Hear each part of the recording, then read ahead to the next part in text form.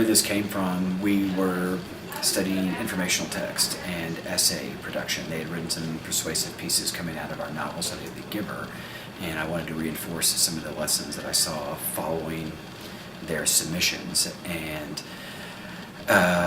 to minimize the noise on the front end, the research was simplified. They had to choose one novel on any topic, but one piece of text on any topic from the library, just so that I wouldn't spend much time worrying about Google searches or anything like that. But then I realized that I wanted to juice it up a little bit, and it'd be a perfect way to get at some of the initiatives utilizing the one-to-one, then laptops and netbooks, have them do something authentic in terms of presenting their expertise to the class. And then coming from that conference, as they were throwing around a lot of Web 2.0 applications, and so that's where the idea for Animoto came from. And just to try and change gears, they'd done some prezzies before.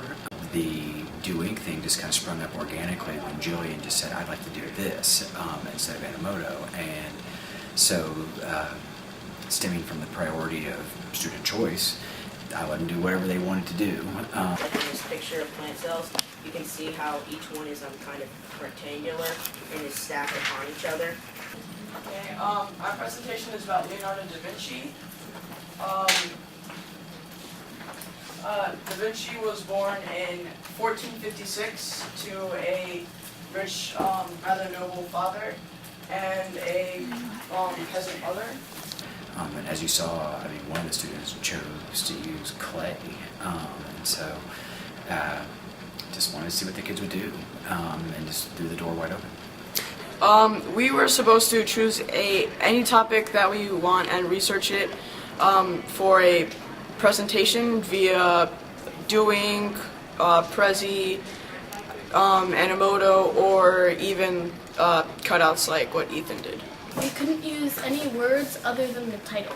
There were no certain ways, but Worozby basically specified that we were supposed to do it in a pretty original way. So we chose not to do plays and stuff. Okay. Because I finished mine a little earlier because I know the program, so I was good to be able to help everyone else who didn't know the program. You like teaching? No, I'm not good at it. This is on Animoto. Oh, okay. Actually, it's a different thing. It's just kind of like a slideshow of pictures and video. Okay. But in a different project, I did Do Ink, and she taught me how to do that. And would you agree with her assertion that she doesn't know how to teach? She's really good at teaching. They were excited about it. I don't know, I mean, they were excited to see each other's work. They grew to appreciate the excellence, like when they would, a little trick would pop up, or when Jillian would show them how to copy images so they could use the images multiple times. That was a small celebration, they're over there golf clapping, and so I certainly found that it took a relatively traditional assignment, like the research piece, and jazzed it up in a way that they were enthusiastic about not only producing a product that communicated their expertise, but to actually do it for their peers. Today's meet is it's a